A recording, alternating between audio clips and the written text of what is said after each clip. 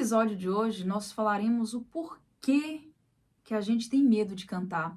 Vocês já pararam para pensar que muitas vezes as pessoas cantam com muita tranquilidade em casa, no carro, no banheiro principalmente, né? O banheiro tem uma acústica, tem todo um histórico que faz com que a gente se sinta super à vontade ao cantar. Inclusive, eu até criei um quadro que é o Cantando no Chuveiro. Quem me acompanha no Instagram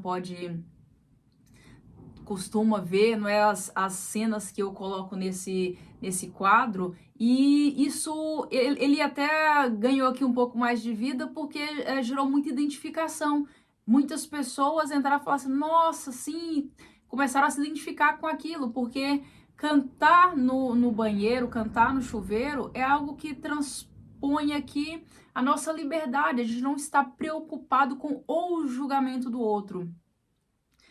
Então, não é sobre a música em si, mas é sobre a exposição. Então, o nosso medo está ligado à exposição e não ao cantar, ou não à técnica, ou não à questão de como nós nos relacionamos com a nossa voz e com a música.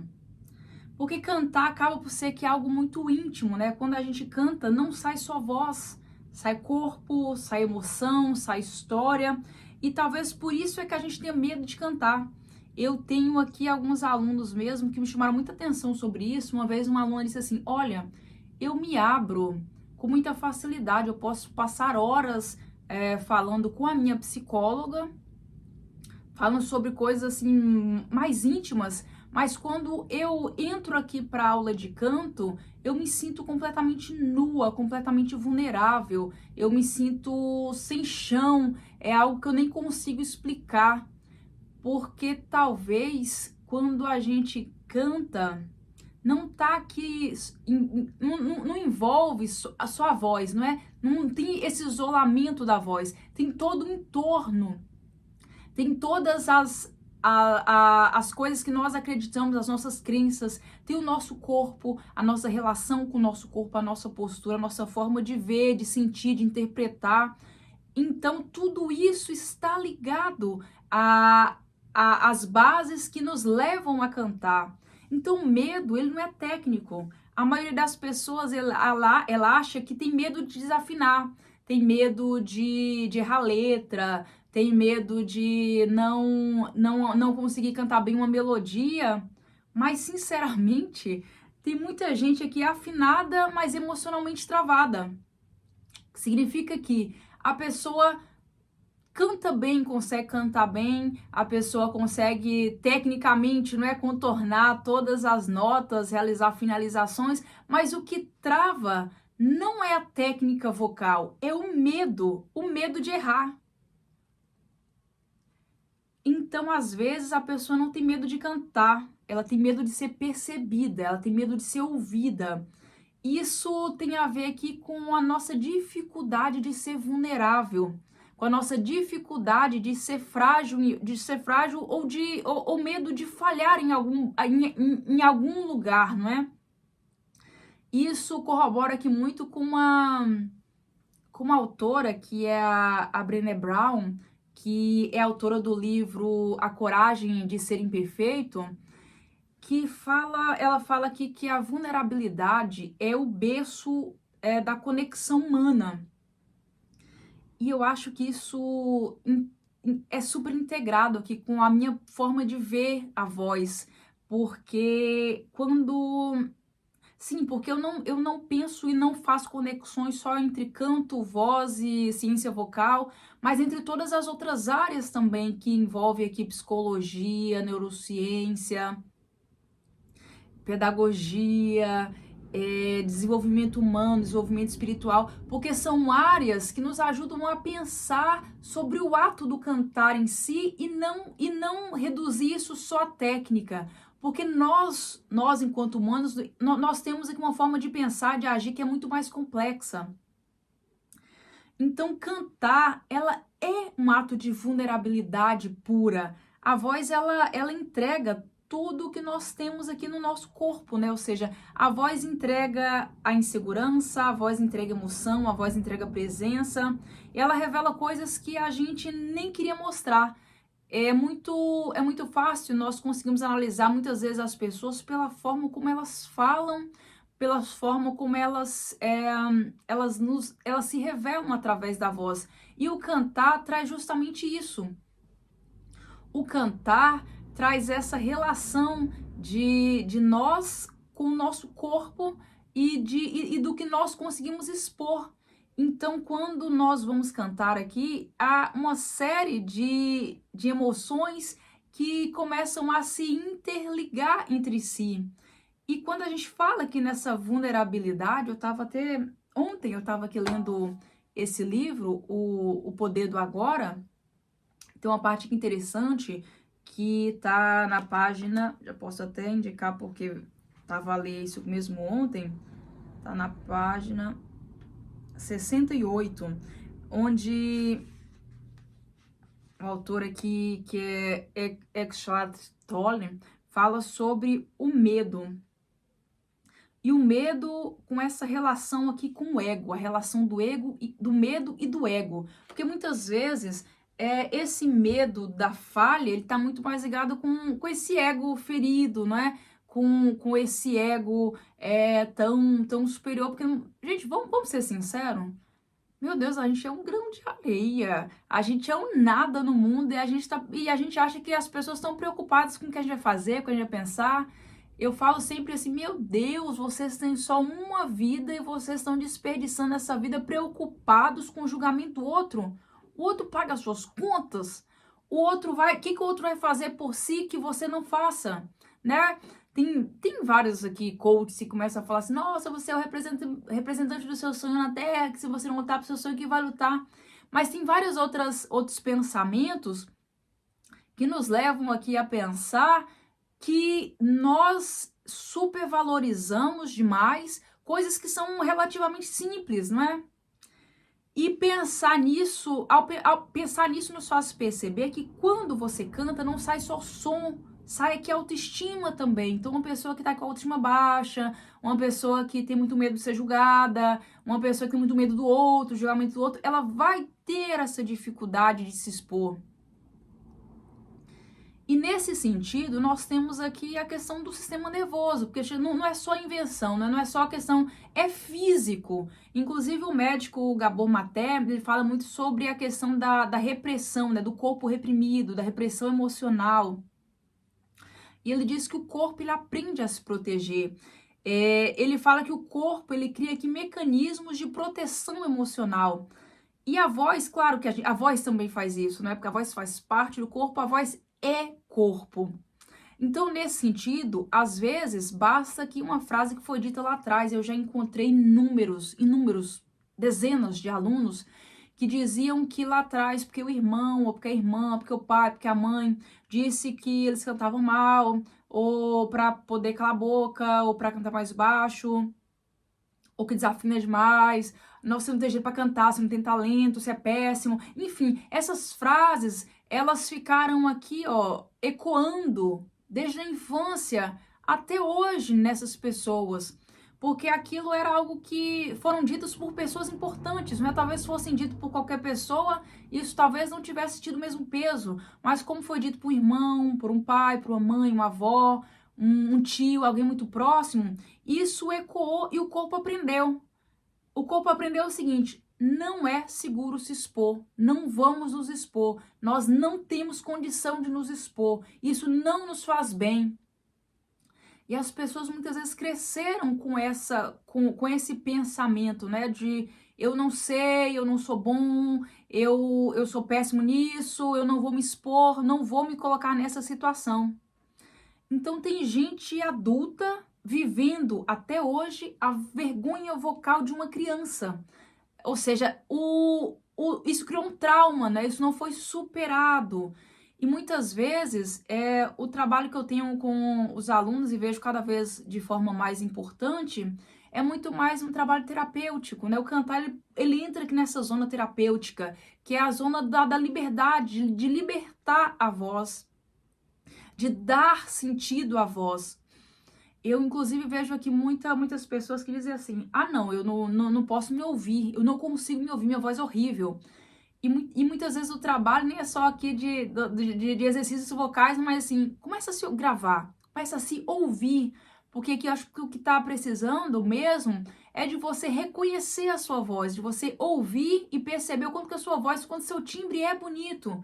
Ou mesmo você não acha bonito nesse primeiro momento, a gente só aprende a gostar do que a gente conhece. E para conhecer, nós precisamos ouvir, acostumar, repetir. A repetição aqui é algo muito importante. E nesse sentido, nós temos aqui a teoria polivagal, que é uma teoria que fala sobre o sistema nervoso, né? Sobre como esse sistema nervoso ele reage ao perigo. Então ele foi criado aqui pelo Stephen Porges. É uma teoria super interessante, porque o Stephen ele fala que o sistema nervoso ele reage ao perigo social quase como ele reage ao perigo físico. Ou seja, quase como um perigo de morte. Então, isso muda tudo quando nós pensamos em cantar. Porque se ouvido, ser julgado ou se expor pode ativar no corpo respostas reais de ameaça. Então, é por isso que quando a pessoa está ali prestes a cantar, isso seja em público, seja num palco, seja na rua, seja para um professor de canto, que a situação é quase a mesma, por mais que você vá até a aula, você tenha consciência que você vai para aprender, mas a primeira coisa que você enxerga ali é ameaça, é alguém que está ali para julgar. Então, por isso que as reações elas são mesmo físicas, né? A garganta trava, a respiração prende, o ombro trava, as escápulas travam, o corpo fica completamente travado. Muitas vezes a pessoa não consegue respirar direito, porque o abdômen trava, dores de cabeça, azia no estômago, a voz trêmula. E entre outras, eu já vi aqui situações assim bem complicadas, por exemplo, de dor de barriga, desinteria, a pessoa ia ao banheiro para fazer xixi toda hora antes de entrar em palco, e várias e várias outras, os lapsos de memória, esquecer letra, dar um branco total. Tudo isso acontece mesmo, sabe? Não é só que, o seu medo ultrapassa a questão aqui só emocional e entra para a questão física, porque o corpo entende isso como perigo real. Então, nem toda voz travada é falta de técnica. Às vezes, é o corpo tentando sobreviver a esse perigo, que é visto quase como um perigo de morte. Então, isso é muito mais complexo. Muitas vezes, a gente precisa tratar aqui muito mais a questão emocional do que técnica. E aí vem aqui, né, as questões que a gente tem na TM, masseter, a pessoa não consegue abrir a boca, não consegue articular bem, não se sente completamente travada, a voz não consegue fazer determinados agudos. Não é só algo imaginário, é algo real, tá de fato acontecendo. E nesse sentido, a Christine Linklater, que é aqui uma grande autora de livros que falam aqui sobre a voz ou sobre a voz natural, tem um livro dela que é muito bom, que é o Freeing Natural Voice, Freeing Natural Voice, que é libertar a voz natural. E ela dizia uma frase assim que eu acho importantíssima e que inclusive eu nunca esqueci, que é: a liberação da voz natural exige a liberação da pessoa. Isso é aqui muito profundo, porque não é só o libertar uma voz, mas é o libertar um corpo, libertar uma pessoa. A gente só se sente livre quando cantar, ele é liberado dessa pressão. Eu digo sempre que tanto que antes de todas as aulas de canto, eu proponho sempre que um relaxamento, relaxar ombro, relaxar aqui cabeça, pescoço, braços, principalmente a parte superior, que é para poder deixar esse corpo um pouco mais leve. E proponho sempre eventos para que os meus alunos eles possam estar em contato com o público e estar em contato com se expor, ter em contato com essa vulnerabilidade que só o canto, só as artes performativas, elas são capazes aqui de trazer para as pessoas. O Carl Rogers, que é aqui das artes performáticas, ele fala muito sobre a questão da performance, ele traz também uma visão muito interessante sobre isso, né? Sobre esse aprisionamento do corpo.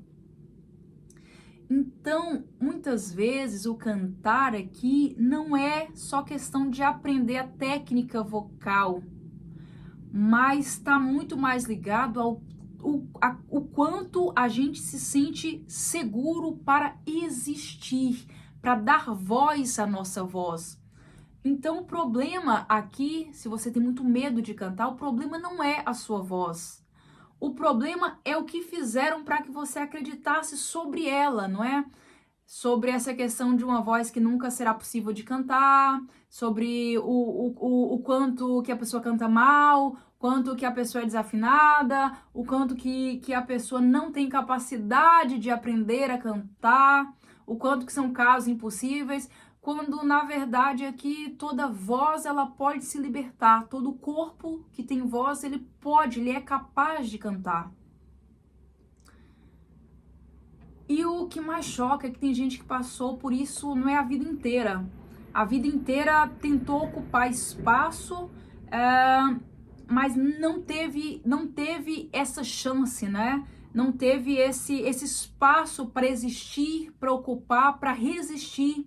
E a voz hoje ela se sente isso, né? Essa voz presa, essa voz que tem aqui muitas amarras. E é dificilmente essa voz, que a gente diz que é uma voz presa, ela não está dentro de um corpo que também é preso. Um corpo que também sente aqui as tensões do dia a dia ou as tensões de uma vida inteira.